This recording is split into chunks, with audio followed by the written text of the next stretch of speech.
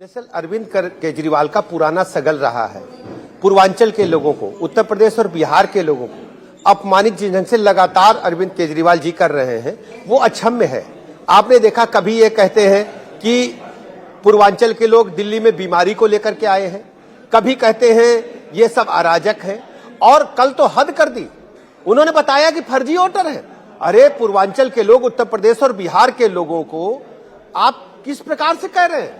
उत्तर प्रदेश और बिहार लोगों को दिल्ली के निर्माण में उनके पसीना लगा हुआ है।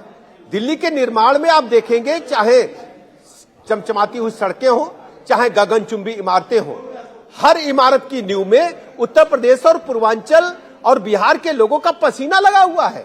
और इस प्रकार की बातों को कहकर के आप पूर्वांचल और उत्तर प्रदेश और बिहार के लोगों का अपमान लगातार कर रहे हैं, केवल वोट के लिए।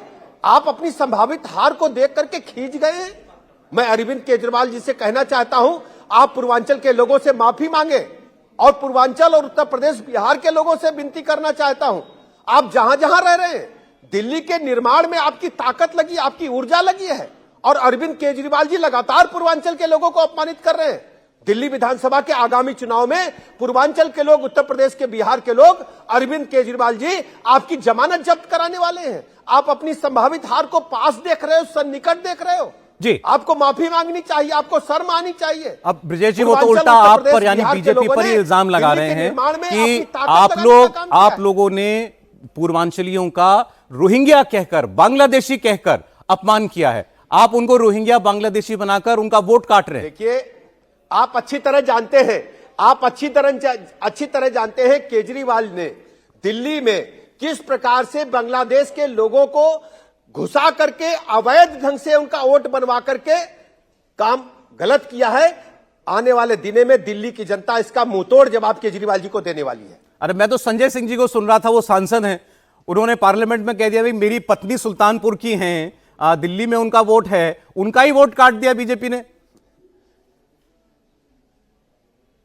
आप इस प्रकार की बात मत करें। निर्वाचन आयोग, भारत का निर्वाचन आयोग संवैधानिक संस्था है, और केजरीवाल जी हमेशा संवैधानिक संस्थाओं पर इस प्रकार के अनर्गल आरोप लगाते रहते हैं।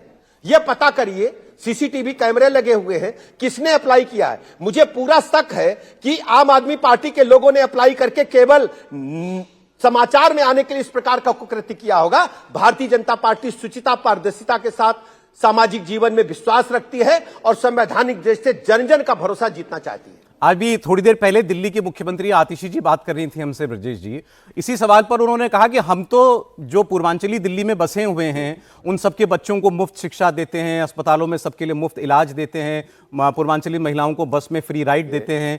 ये बता दें, यूपी के मुख्यमंत्री बता दें, आप उप मुख्यमंत्री बता दें, आप लोगों ने क्या कर दिया यूपी के लिए? देखिए, उत्तर प्रदेश की तरफ से, बिहार की तरफ से मैं केजरीवाल जी की पार्टी को कहना चाहता हूं, कृपया ऐसा न करें। आप दो मुहीपन की राजनीति कई बार कर चुके हैं। वोट हासिल आप पूर्वांचल का करते हैं, तब आपको अच्छे लगते हैं, और जब आपको वोट नहीं देंगे, आपको कुकृत्यों के खिलाफ पूर्वांचल के लोग आवाज उठाएंगे।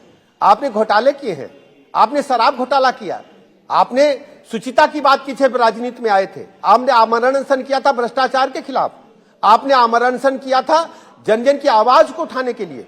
लेकिन पिछले 10 वर्ष के कार्यकाल को आप अगर बिंदुवार देखेंगे तो आप पर भ्रष्टाचार के दाग लगे हैं। आपने कहा था यदि किसी एमएलए एमपी पर भ्रष्टाचार का कोई आरोप लगता उसे इस्तीफा देकर के राजनीति से संन्यास ले लेना चाहिए। कहां गई आपकी बातें? अन्ना हजारे जी को आपने वोट लेकर के भूल गए।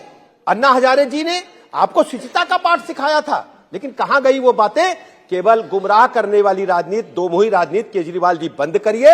और उत्तर प्रदेश के, बिहार के लोगों ने और दिल्ली के लोगों ने तय कर लिया है, इस बार भारतीय जनता पार्टी की सरकार दिल्ली में प्रचंड बहुमत के साथ बनने वाली है।